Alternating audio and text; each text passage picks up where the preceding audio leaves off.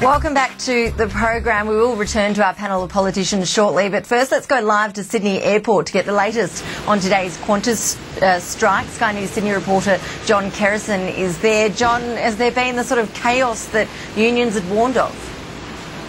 There hasn't been, Ashley. The Transport Workers Union is taking 4 hours of stop work action here in Sydney and around the country over pay and conditions.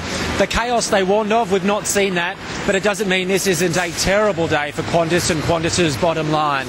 More than 55 flights have been affected, about half of them delayed by about half an hour. The other half of those flights, 27 of them, cancelled. 6,000 passengers affected, and it seems that neither Qantas or the Transport Workers Union look like giving in this protracted negotiation over pay and conditions.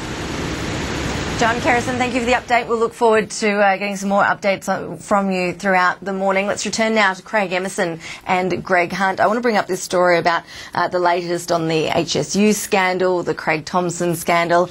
Today we've learnt that Mr Thomson's former union colleague, Michael Williamson, he stepped down from his position as the ALP's National Vice President, also as his position as the New South Wales Labor Senior Vice President. Craig Emerson, why wasn't he stood aside by the party when these allegations were first raised? He's accused of ripping off the union, basically misusing funds. Well, obviously there was a conversation with Mr George Wright, who's the National Secretary of the Labor Party, and this decision has been taken. But as soon as an allegation is raised against someone, that doesn't mean that they should stand aside. If that were the case, whether it be in the Parliament or outside, there will be people standing aside left, right and centre. And I think that it's appropriate now that Mr Williamson concentrate on the allegations that have been made which he needs to address. That's what's happening, and they can argue it out within the Health Services Union. They're disaffiliated from the Labor Party, and Mr Williamson has stepped aside from the couple of positions, I think, that he held in the Labor Party. Whatever happened to Craig Thomson saying he was going to give a full statement? Well, as you well know, there's a strike force or a task force that's been set up. I understand it's looking into the activities of the union. Again, I imagine, though I don't know this, that Craig Thomson would have a legal advice that would say, let that now take its course. He was indicating a disposition to make a statement. Now, since indicating that disposition, this task force or strike force has been set up. It's quite possible, I don't know, that his legal advisors might well have said, well, you know, make any statement after these processes take their course. Is that fair enough, Greg Hunt, that Craig Thomson shouldn't be forced or lobbied to give a statement to the Parliament considering that strike force investigation? Well, what we see out of this is firstly that without commenting on individuals, because I think we're now at that stage, there's clearly a culture of looting the poorest paid workers in this sector, those in the HSU. Some of the poorest paid people in Australia have effectively been looted, and there's a culture of silence at the top of the ALP. There are no statements being demanded by the Prime Minister. There's no accountability being demanded by the Prime Minister. There's no real concern being shown by the Prime Minister. So if somebody says they're going to make a statement, perhaps they should go ahead and make that statement under parliamentary privilege.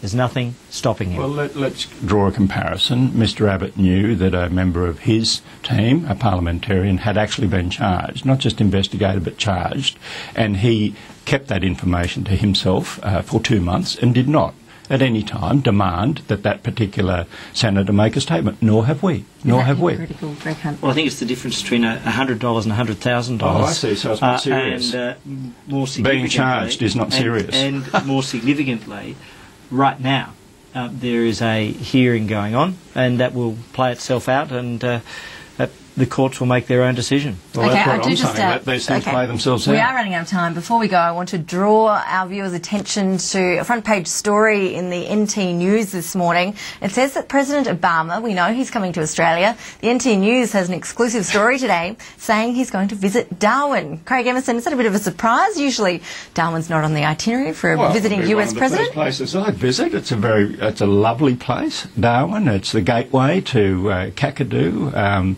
You know, we've got a great affection for Darwin. I love going to Darwin, and obviously President Obama, by the sound of these newspapers, and of course if the Northern Territory News says it's true, well, it would be news. It would be news, there's no doubt about that. And I don't know if he'll come with a knife and say that's not a knife, that's a knife, and do the old Crocodile Dundee impersonation.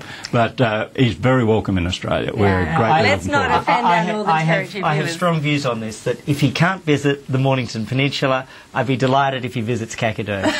So.